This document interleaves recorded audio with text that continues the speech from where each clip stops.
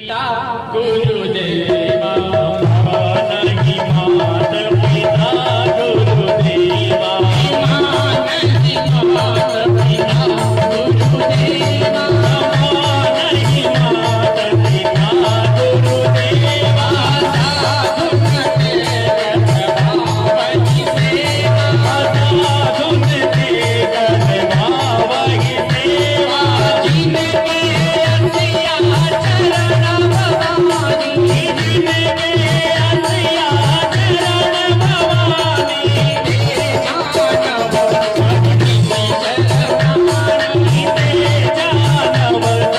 सबनि चरवाणी मां नहीं मात पिता गुरुदेवा। जो अपनी माता पिता गुरु भगवान को नहीं मानता, मां नहीं मात पिता गुरु देवा, साधुन ते करवा वहीं सेवा। साधु से, संत से, ब्राह्मण से अपनी सेवा करवाता है। भगवान शिव मां पार्वती से स्वयं कहते हैं, जिनके यश आचरण भवानी,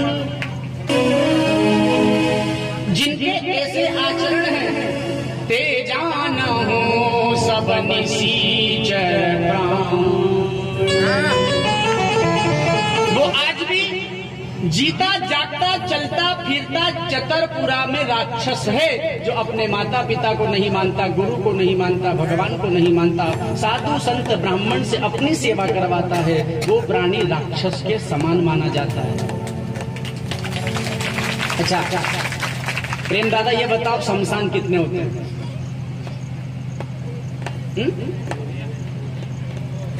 इलकार दादा कितने होते हैं शमशान? 1 4 शमशान। एक तो जिसमें बच्चों को गाड़ दिया जाता है उसे क्या कहते हैं? कच्चा मसान। और दूसरा जिसमें हमें जलाया जाता है उसे क्या कहते हैं? शमशान। तीसरा जहां पर मुसलमान भाई अपने परिजनों को दफना देते हैं उसे क्या कहते हैं? कब्रिस्तान। और चौथा ये भी सुना होगा आप लोगों ने, शमशान सुना, कच्चा मसान सुना, कब्रिस्तान सुना, लेकिन ये चौथा नहीं सुना होगा, जिंदा मसान सुना? जिंदा मसान देखा नहीं देखा? बताऊं? शमशान में किसको ले जाया जाता है? मुर्दाएं। अब जो मुर्गा मार करके खा जाता है, बकरा मार करके खा जाता है, वो शमशान से कम है?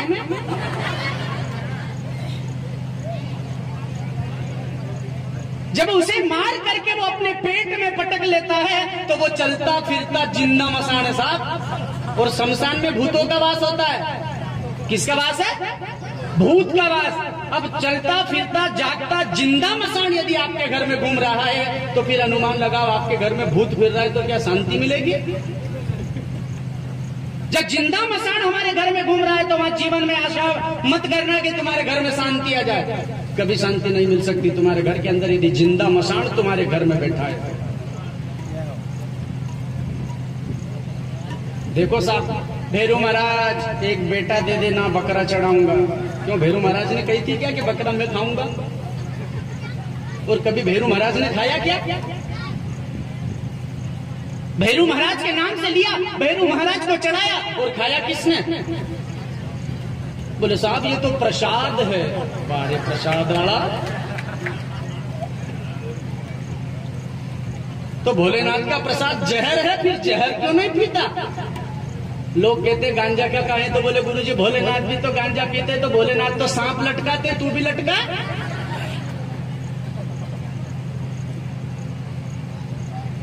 लोगों से यदि कहें ज्ञान की बात तो बोले भगवान श्री कृष्ण ने 16,108 विवाह किए, तो तू 2, 5, 10 कर ले। और फिर 10 के बीच में लेकर बता, 10 को घर में रख तो सही। भगवान श्री कृष्ण ने जो किया वो हम यदि करेंगे तो जीवन नरक बन जाएगा, और राम ने जो किया वो यदि हम करेंगे तो जीवन सुधर जाएगा। राम ने जो किया वो हमें करना चाहिए और कृष्ण ने जो कहा वो हमें करना चाहिए। कृष्ण ने जो किया यदि वो आप करने लग गए तो न जाने कितनी जगह जूते खाओगे। योगेश्वर है, 16,108 रानियां होने के बाद भी उसे ब्रह्मचारी कहा जाता है, योगेश्वर कहा जाता है। और राम मर्यादा पुरुषोत्तम है, मर्यादा में बंधा है, हर एक कार्य मर्यादा में बंधा हुआ किया है। और यदि राम के किए हुए कार्य आप करोगे तो आपकी जिंदगी सवर जाएगी और कृष्ण के कथन अनुसार आप चलोगे तो अपनी नैया भव से पार हो जाएगी। साहब दोनों में अंतर इतना है, राम ने जो किया वो करे, कृष्ण ने जो कहा वो करे। कृष्ण ने जो किया वो करने की कोशिश ना करें। कृष्ण ने माखन चुराया, आप चुरा करके बताओ और पकड़ करके बताओ। पकड़ा जाओगे तो जूते खाओगे, नहीं तो जेल में पड़े रहोगे।